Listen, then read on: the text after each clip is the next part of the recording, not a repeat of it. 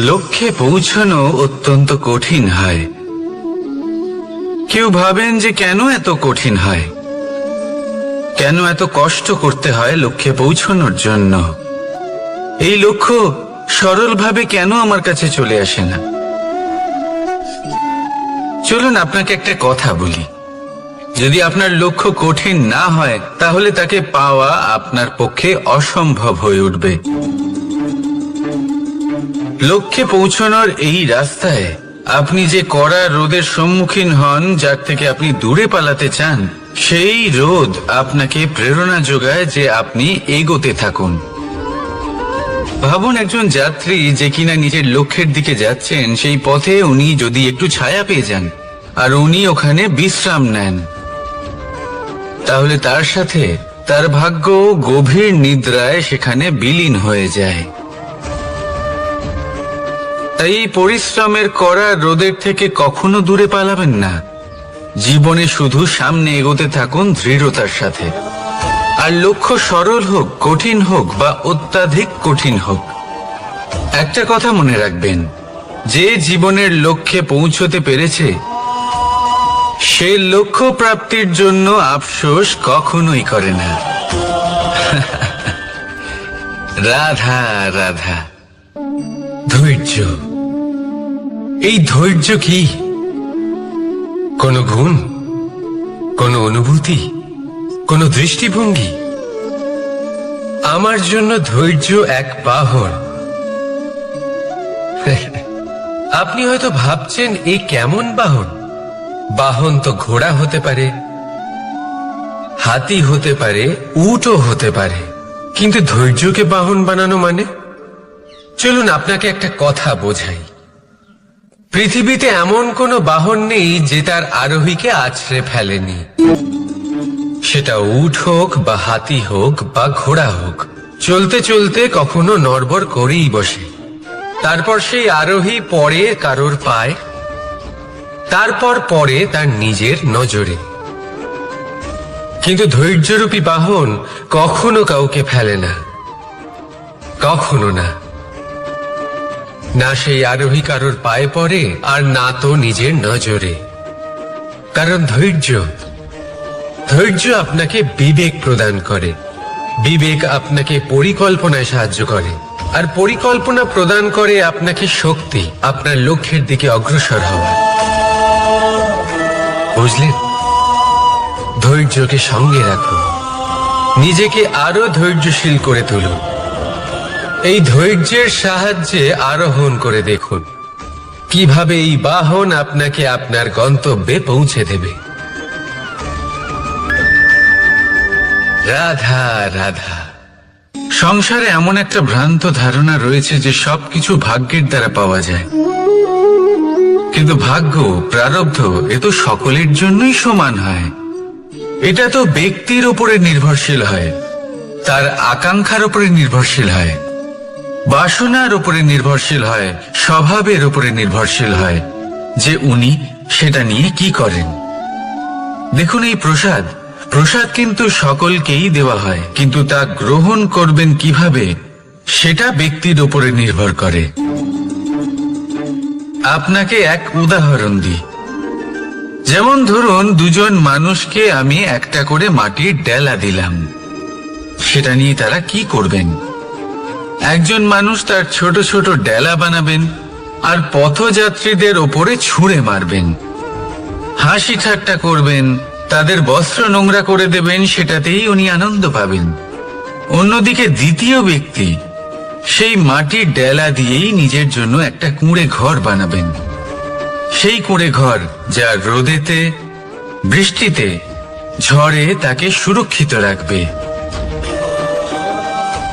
অনুভূতি, এই অনুভূতি বদলাতে শিখুন। এই অনুভূতি অত্যন্ত গুরুত্বপূর্ণ। ভালোবাসাতেও এই অনুভূতি হলো অত্যন্ত গুরুত্বপূর্ণ। ভালোবাসা সে বন্ধুর সাথে হোক, মা বাবার সাথে হোক, ভাই বোনের সাথে হোক, স্ত্রীর সাথে হোক, যে কারোর সাথে হোক, মনে রাখবেন এই হলো সেই অনুভূতি যা আপনার ভাগ্য নির্ধারণ করে থাকে।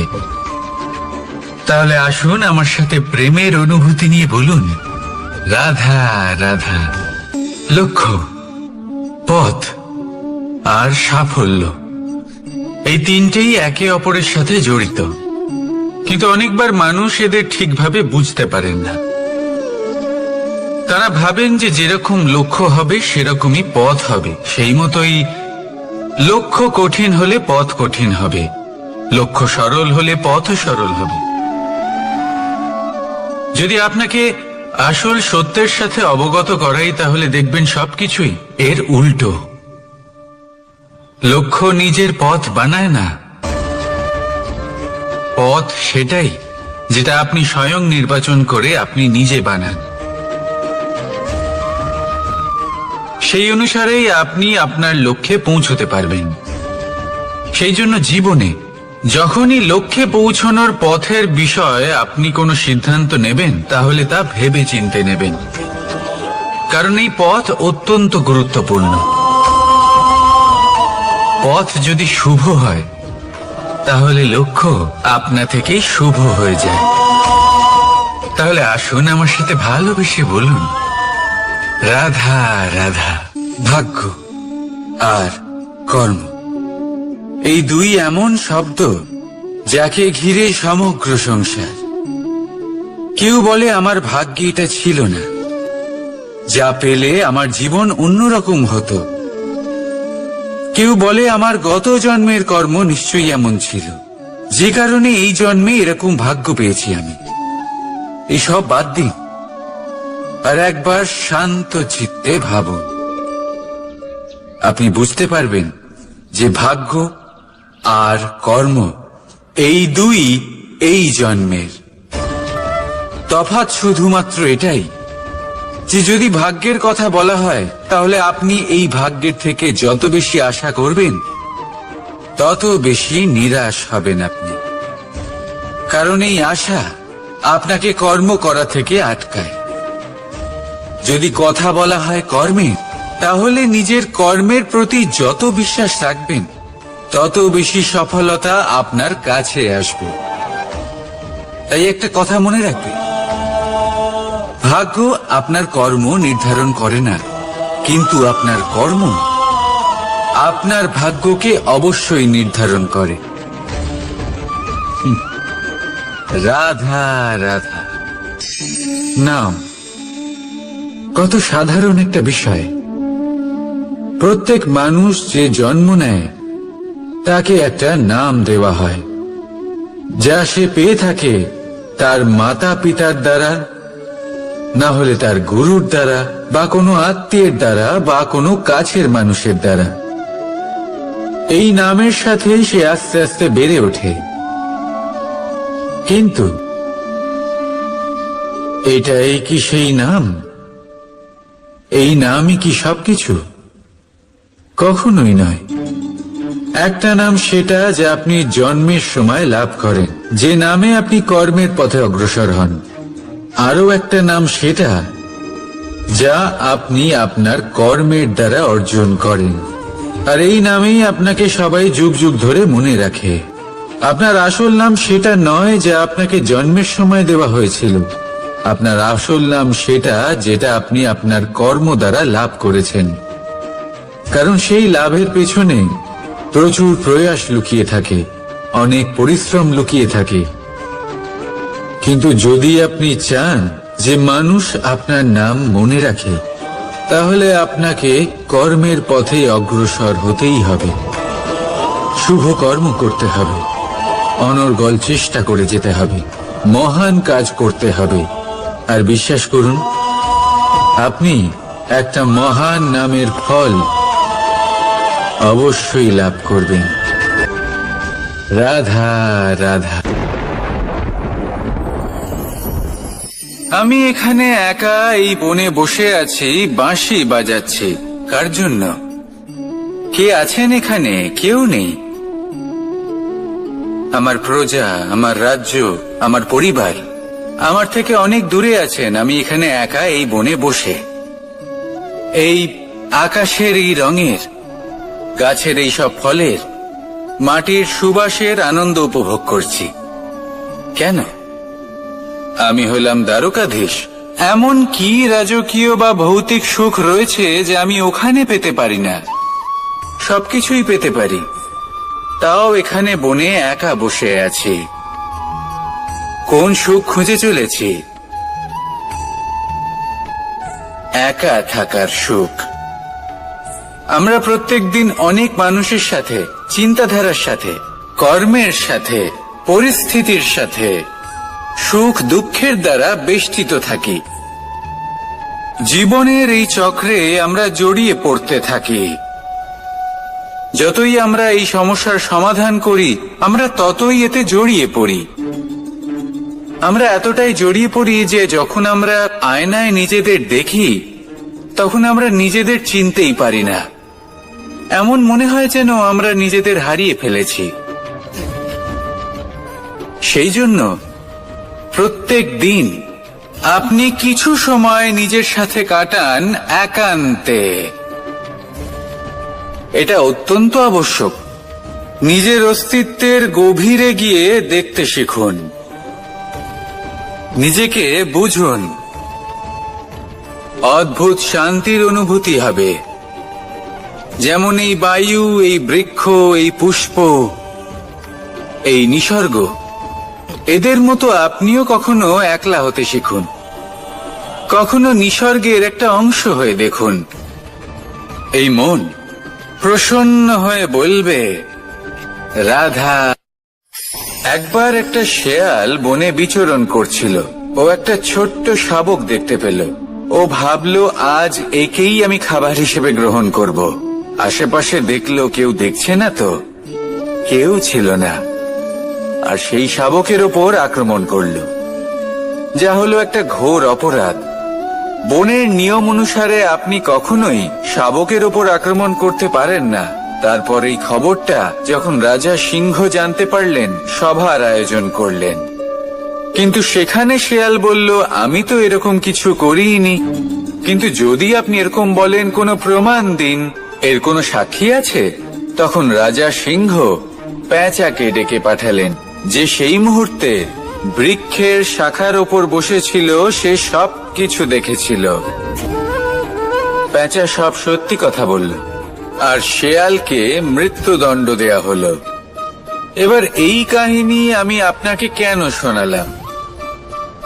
কারণ মানুষও কখনো কখনো এরকম কর্ম করেন যা শিয়াল করেছে। এটা ভাবেন, কেউ দেখছে না যখন, আমি অনুচিত কর্ম করতেই পারি। কিন্তু না, আপনি যাই করুন না কেন, কেউ না কেউ অবশ্যই তা দেখছে। কোনো ব্যক্তি না হলেও কোনো প্রাণী, না হলে কোনো যক্ষ বা দেব বা প্রেত। যদি এনারা কেউ না দেখেন, তাহলে ধরিত্রী মাতা দেখেন, যেখানে দাঁড়িয়ে আপনি সেই কর্ম করছেন, তাই না? তাই একটা কথা সবসময় মনে রাখবেন, কে দেখছেন কে দেখছেন না, সেই বিষয়ে ভাবা ছেড়ে দিন। এটা খুব সহজ কথা।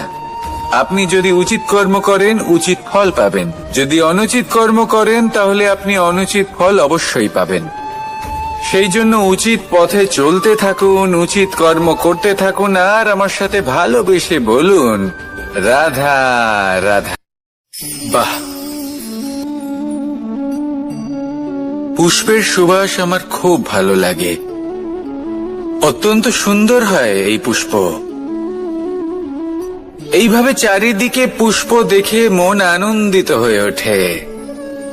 এবার আপনারা ভেবে দেখুন, আমার চারিদিকে পুষ্প নয়, আগুন আছে। তাহলে কি হবে?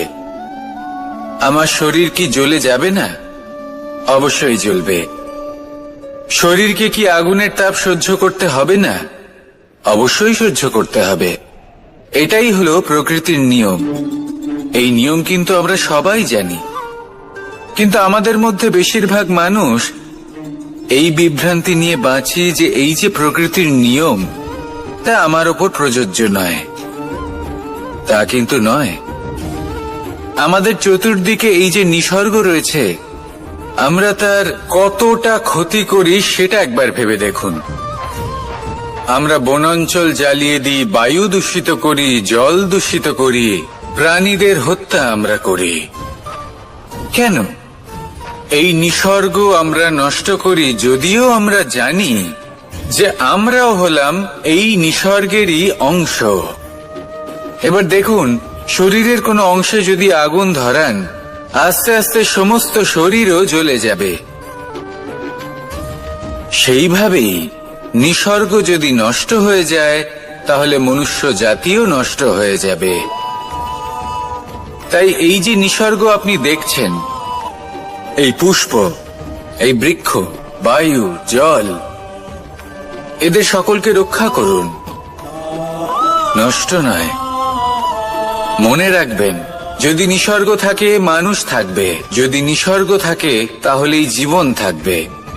আসুন আমার সাথে ভালোবেসে বলুন, রাধা রাধা। কারই না পছন্দ বলুন তো? অত্যন্ত সুস্বাদু হয় এই মধু, মিষ্টি খেতে হয় এবং তা শক্তিও প্রদান করে, এবং প্রত্যেকটি মিষ্টি পদার্থের মতোই এতেও খুব তাড়াতাড়ি পিঁপড়ে ধরে যায়। অন্যদিকে যদি নুনকে দেখি, তাহলে বছরের পর বছর রাখলেও এতে পিঁপড়ে ধরে না। এবার যদি কথা বলি বন্ধুত্বের, তাহলে বন্ধুত্ব নুনের মতো হওয়া উচিত, মধুর মতো নয়।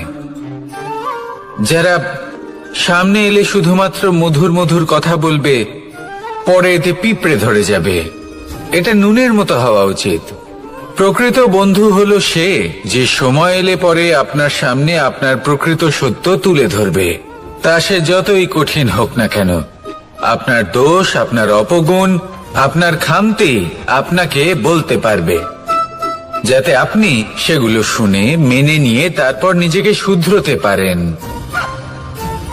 এটাই হলো প্রকৃত বন্ধুত্ব। কখনো নিজের জীবনের আশেপাশে মন দিয়ে দেখবেন, অনেক সময় এমন মানুষ থাকেন, অনেক বন্ধু থাকেন, যাদের দেখে আমাদের মনে হয় যে এনারা খুব কঠোর, এনাদের কথা খুব কটু। কিন্তু বেশিরভাগ এমন মানুষের মনটা যদি বুঝতে পারেন, তাহলে দেখবেন তাতে কোনো মালিন্য নেই, এনাদের মন অত্যন্ত পবিত্র হয়। যদি আপনার জীবনেও এমন কোনো ব্যক্তি থেকে থাকে, এমন বন্ধু থাকে, তাহলে তাদের আগলে রাখুন আর আমার সাথে ভালোবেসে বলুন, রাধা রাধা। যতক্ষণ আমরা এই সংসারে জীবিত, ততক্ষণ আমাদের সাথে সবকিছু থাকে, আমাদের ধন, সুখ স্বাচ্ছন্দ্য, আমাদের মিত্রগণ, আমাদের পরিবার, এই সমাজ, এই সবকিছু আমাদের সাথে থাকে। যেদিন আমরা এই সংসারকে ত্যাগ করব, এদের মধ্যে কেউ আমাদের সাথে যাবে না, না ধন, না স্বাচ্ছন্দ্য, না সম্পত্তি। এই সকল মানুষ, এই সমাজ, এরা শুধুমাত্রই শ্মশান পর্যন্ত আমাদের সাথে থাকতে পারবেন। তারপরে যদি আমাদের সাথে কিছু যেতে পারে, তাহলে তা শুধুই আমাদের ধর্ম। আর এই সংসারে আমরা নিজেদের যে সুনাম রেখে যাই, সেটা সম্ভব শুধুমাত্র কর্মের দ্বারা। সেই জন্য সংসারে যতদিন পর্যন্ত জীবিত আছেন, যদি কিছু অর্জন করতে চান, তাহলে ধর্ম অর্জন করুন, ধর্মের বিষয়ে স্পষ্টতা অর্জন করুন এবং কর্ম অর্জন করুন। এটাই হবে আপনার অতীত এবং এটাই হবে আপনার ভবিষ্যৎ, এবং এটাই সকলকে প্রেরণা প্রদান করবে। আসুন আমার সাথে ভালোবেসে বলুন, রাধা রাধা। কোনো যাত্রায় যাব বলে মনে করি, তখনই আমরা প্রস্তুত থাকি আসন্ন বিপদের জন্য বা সংকটের জন্য। যেমন যদি আমাদের মনে হয় যে আজকের পরিবেশ খুব ঠান্ডা হবে, তাহলে আমরা গরম বস্ত্র ধারণ করি বা সেটাকে সাথে নিয়ে যাই। যদি মনে হয় যে বৃষ্টি হতে পারে বা বৃষ্টি হয়ে চলেছে, আমরা দেখছি, তাহলে আমরা একটা ছাতা সাথে নিয়ে নিই। আমরা প্রস্তুত থাকতে চাই এবং এটাই উচিত, এবং সেই কারণেই আমরা যাত্রায় সাফল্য লাভ করি। কিন্তু যদি আমরা কথা বলি জীবনযাত্রা নিয়ে, যা কিনা সব থেকে বেশি গুরুত্বপূর্ণ, তাহলে তার জন্য আমরা পূর্ণরূপে প্রস্তুত থাকি না। আশেপাশের মানুষ, এই সমাজ, আমাদের সাথী, আমাদের মিত্ররা যে কোনো মুহূর্তে বদলে যেতে পারেন। সেই জন্য আমরা নিজেদেরকে কখনো সাবধান করি না, কখনোই নিজেদের প্রস্তুত করি না। আমাদের এটা কখনোই মনে হয় না যে এরকম হতে পারে, আর সেই কারণেই শেষে গিয়ে আমরা অত্যন্ত দুঃখ পাই। একটা অমূল্য শিক্ষা আছে যেটা আমাদের লাভ করা উচিত। সতর্ক থাকা উচিত। এই জীবনযাত্রার জন্য শুধুমাত্র এই পরিবেশের বিষয়ে তথ্য সংগ্রহ করা বা তাকে অনুমান করা এটুকু হলেই চলবে না। আমাদের আশেপাশের মানুষজনকে দেখতে হবে, তাদের স্বভাব পরিস্থিতির ওপর নজর রাখতে হবে। যখন তারা রং পাল্টাচ্ছেন নজর রাখতে হবে, তা অত্যন্ত আবশ্যক। পরিবর্তন আপনার জীবনে অবশ্যম্ভাবী। সঠিকভাবে তার সম্মুখীন হন। আসুন আমার সাথে ভালোবেসে বলুন, রাধা। যদি আমি আমার চোখ বেঁধে কোনো একটা নির্দিষ্ট দিকে নিজের সমস্ত শক্তি প্রয়োগ করে ছুটে যাই, তাহলে কি হবে? আমি কোথাও ধাক্কা খেতে পারি, নিজের ক্ষতি করতে পারি, কোথাও পড়ে যেতে পারি, তাই না? অর্থাৎ এটা নিশ্চিত এই কাজ আমার করা উচিত নয়। কিন্তু আজকের দিনে প্রত্যেকটা মানুষ এই কাজই করছেন, তাই না? কোনো কাজ করার পূর্বে সেই কাজের বিষয়ে সম্পূর্ণ তথ্য কোথায় সংগ্রহ করছেন? শুধু এটুকু জানেন যে এই কাজটা করলে কত ধন অর্জন করবেন আর কত নাম হবে, আর ব্যাস সামনে এগিয়ে যান। এটা উচিত নয়। পূর্ণরূপে যে কোনো কাজ করার আগেই সেই কাজের বিশ্লেষণ করে নেওয়া উচিত, তা বুঝে নেওয়া উচিত, এবং সেই বিষয়ে অবশ্যই খেয়াল রাখা উচিত যে আপনার শরীর এবং আপনার মন এই কাজ করার জন্য কি প্রস্তুত রয়েছে। যদি তা না হয় তাহলে প্রথমে নিজেকে শুধরে নিন, তারপরে সেই কাজ করুন। যদি এইভাবে জীবনে সামনে এগোন, তাহলে সাফল্যের সম্ভাবনা জীবনে অনেক বেশি বেড়ে যাবে। তাহলে এটাই করুন, আর আমার সাথে ভালোবেসে বলুন, রাধা রাধা। দেখতে গেলে এই সংসার বড়ই সুন্দর, কিন্তু আসল সত্যি এটাই যে সংসারে সবকিছু নশ্বর। যেটা কাল ছিল তা আজ নেই, যা আজ আছে তা কাল ছিল না, আর যা আজ আছে তা কালও থাকবে না। প্রত্যেক মানুষকেই যথাসময়ে কালের কাছে মাথা নত করতে হয়। এই রূপের বিনাশ করে বার্ধক্য, প্রাণের বিনাশ করে মৃত্যু, আলস্য, ঈর্ষা ধর্মের বিনাশ করে, আর ক্রোধ বিনাশ করে সম্পর্কের। কিন্তু এরকম একটা অনুভূতি আছে যা একাই সমস্ত গুণ বিনাশ করতে সক্ষম হয়, আর সেটা হলো অহংকার।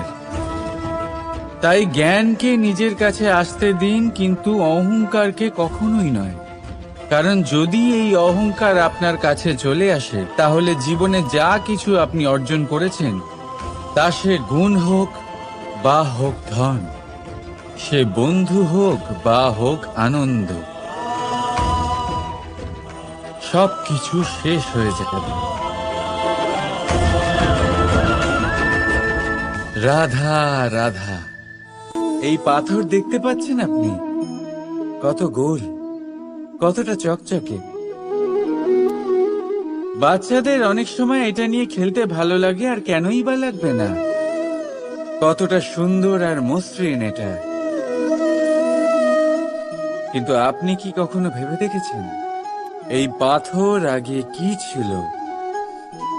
কোনো বিশাল আকার পর্বত, কোনো বিশাল আকার পাথরের একটা বড় ভেঙে যাওয়া অংশ বিশেষ, যেটা কোনোভাবে নদীতে পড়ে নদীর ধারার সাথে বইতে থাকলো, মাটির সাথে ঘর্ষণ হলো, বালির কণার সাথে ঘর্ষণ হতে থাকলো, আর তারপর ধীরে ধীরে এই আকার পেল।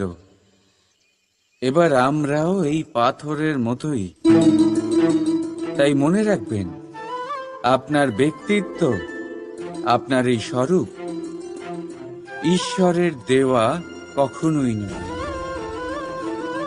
হ্যাঁ, প্রকৃতি অবশ্যই আপনাকে জন্ম দিয়েছেন, কিন্তু আপনি নিজে নিজের ব্যক্তিত্বের রচয়িতা, আর আপনি তা রচনা করেন কঠিন পরিস্থিতির মুখোমুখি হয়ে, সংকটের ধারা পার করে। তাই আপনিও এই পাথরের মতো নিরন্তর চেষ্টা করতে থাকুন। নিজের অস্তিত্ব বজায় রাখুন, এই অস্তিত্বকে মহান করতে থাকুন, আর আমার সাথে ভালোবেসে বলুন, রাধা রাধা। বর্ষাকালে যখন ভয়ানক বৃষ্টি হয়, তীব্র গতিতে যখন হাওয়া চলে, তখন আপনি নিশ্চয়ই দেখেছেন যে পাখিরা, যাদের বাসা মাঝে মাঝে ভেঙে পড়ে, নষ্ট হয়ে যায়। কিন্তু আপনি কি কখনো সেই পাখিদের বিলাপ করতে দেখেছেন?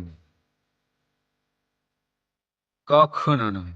যখনই সেই বৃষ্টি থেমে যায়, তারা আবার একটু একটু করে খড়কুটো জোগাড় করে তাদের বাসা বানিয়ে ফেলে।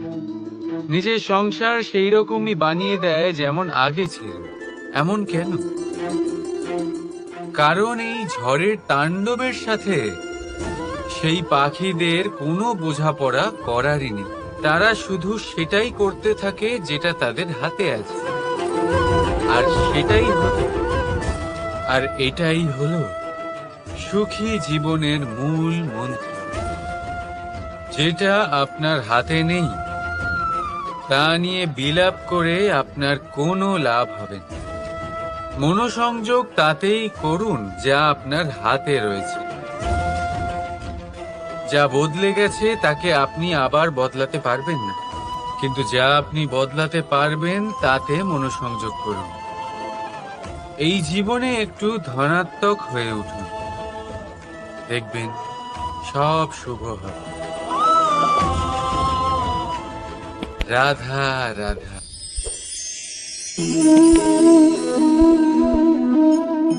ছোটবেলায় একটা জিনিস আমি কখনো বুঝে উঠতে পারিনি। আমি সবসময় আশ্চর্য হয়ে থাকতাম যে এটা কি করে সম্ভব হতে পারে। ব্যাপারটা ছিল এরকম, আমি আমাদের গোয়াল ঘরে দেখতাম ভিন্ন ভিন্ন রং রূপের গাভী। কারোর রং কালো তো কারোর রং সাদা, কেউ খয়েরি তো কারোর রং বাদামি। এবার আমি দেখতাম কারোর কারোর শিং বড় তো কারোর এত ছোট যে দেখাই যায় না। কোনো গাভী আকারে ছোট ছিল তো কেউ একটু বড়। কিন্তু যখন সেই সব গাভী দুধ দিত,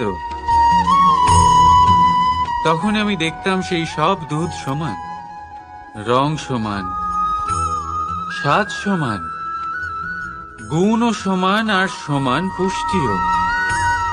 এবার আমি এটা বুঝতে পারতাম না। আমার দৃষ্টিতে তো সমস্ত গাভী আলাদা আলাদা ছিল। আমি ভাবলাম আমি মাকে জিজ্ঞেস করি। মাকে জিজ্ঞেস করলাম।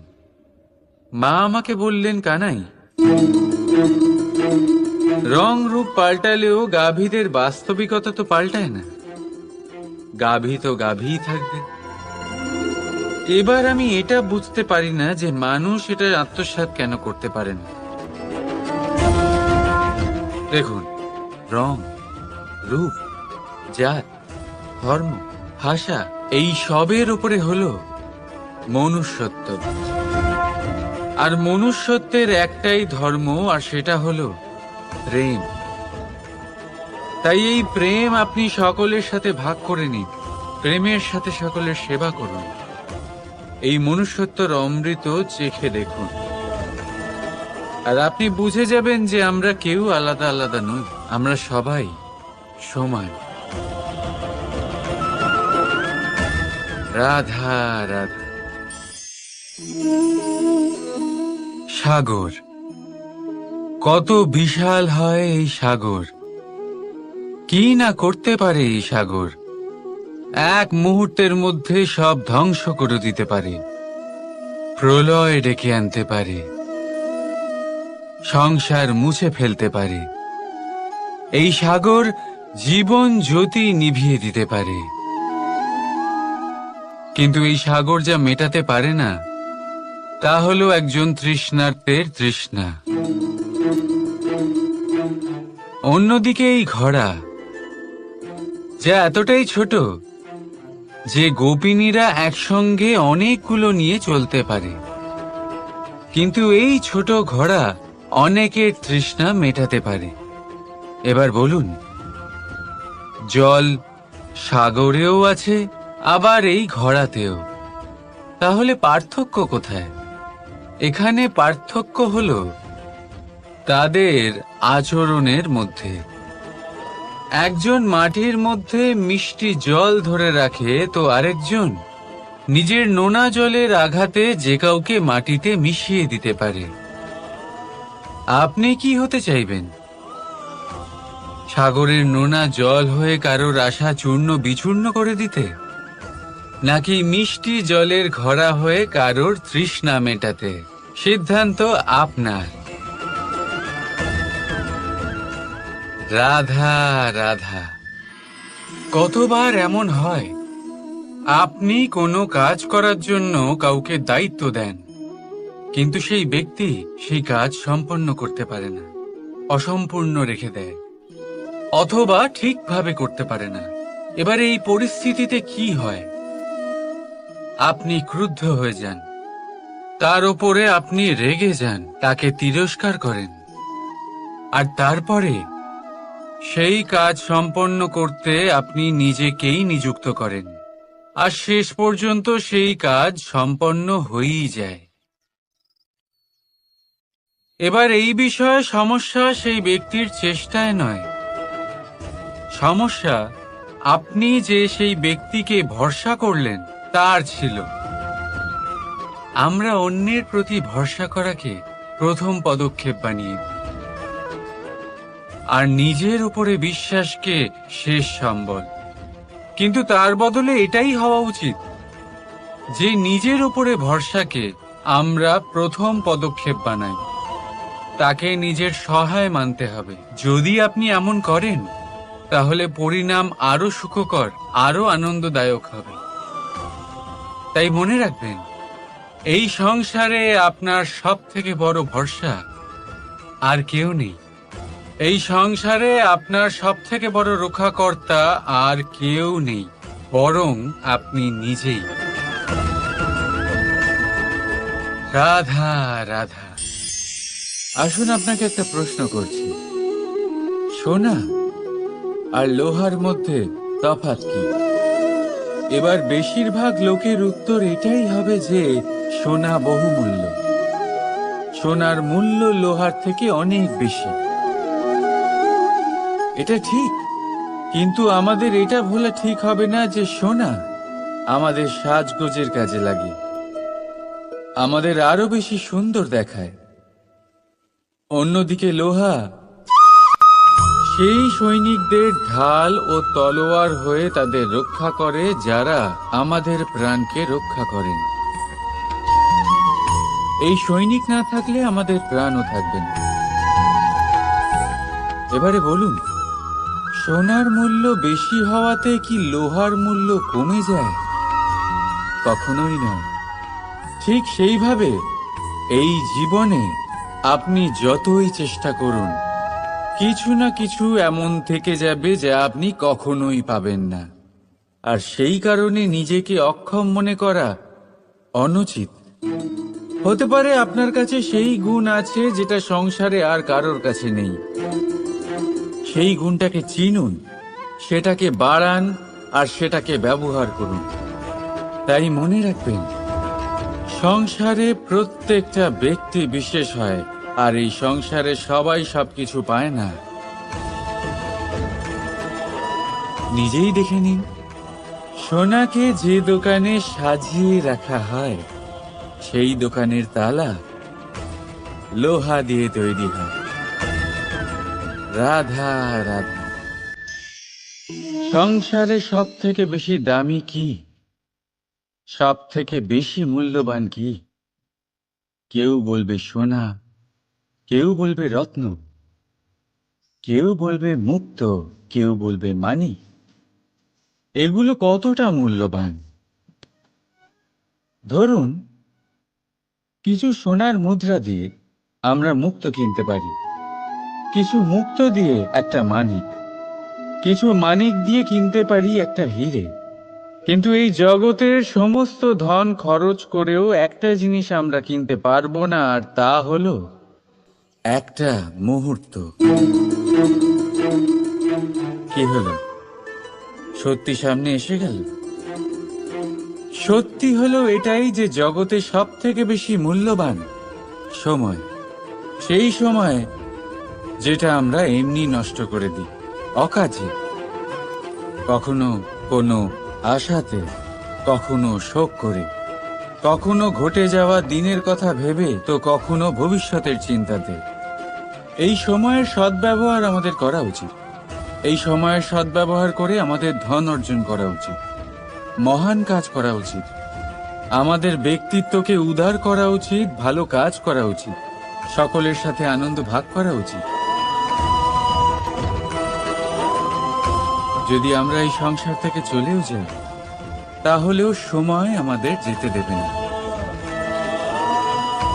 এখানেই স্থিত করে রাখবে। কারোর না কারোর জন্য প্রেরণা হয়ে বা কারোর মুখে কৃতজ্ঞতার হাসি ফুটিয়ে। রাধা রাধা। সূর্য এই সংসারে সব থেকে বেশি তেজস্বী, এই সূর্য সব থেকে বেশি উজ্জ্বল, সব থেকে বেশি শক্তিশালী। কিন্তু আপনি কি কখনো সূর্যোদয় দেখেছেন? এই শক্তিশালী সূর্য কিভাবে উদয় হয়? লাল রঙের আভার সাথে, সৌম্যতার সাথে, শান্তির সাথে উদয় হয়। কখনো সূর্যাস্ত দেখেছেন?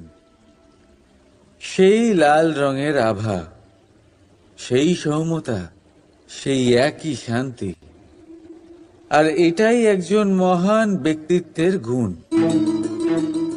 যখন জীবনে উত্থান ঘটে তখনও অহংকার করেন না, সৌম্যতা বজায় রাখেন। আবার যখন জীবনে ক্ষতি হয় তখনও সৌম্যতা বজায় রাখেন। যদি আপনিও চান সূর্যের মতো আপনি সম্মান পাবেন, তাহলে সূর্যের মতন হন। যখন জীবনে আনন্দ আসে, কুশল আসে, তখন সীমা লঙ্ঘন করবেন না। যখন জীবনে দুঃখ আসে, কষ্ট আসে, বিনাশের পথে অগ্রসর হবেন না। সৌম্য থাকুন, শান্ত থাকুন, সূর্যের মতো চকচক করতে থাকুন। কারণ সব মুহূর্তের মতোই এটাও একটা মুহূর্ত। তাতে আপনি আনন্দ লাভ করুন বা পান দুঃখ, এই মুহূর্ত অবশ্যই চলে যাবে।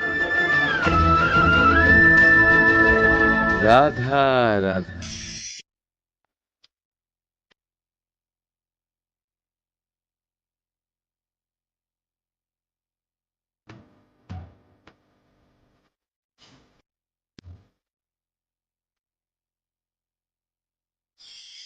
আপনি ওই কথাটা নিশ্চয়ই শুনেছেন, যখন ভগবান একটা দরজা বন্ধ করেন তখন অন্যদিকে অনেক দরজা খুলে দেন। এবার এই দরজা, এই সমস্ত পথ আমরা দেখতে পাই না, অনেক সময় আমরা বুঝতে পারি না, হারিয়ে যায় সব। কখনো কখনো মনে হয় যে এই কথাটাই মিথ্যে, কিন্তু আসলে তা তো নয়। তাহলে হারিয়ে যায় কেন? কারণ আমরা সময় নষ্ট করি এই দরজার দিকে তাকিয়ে থেকে।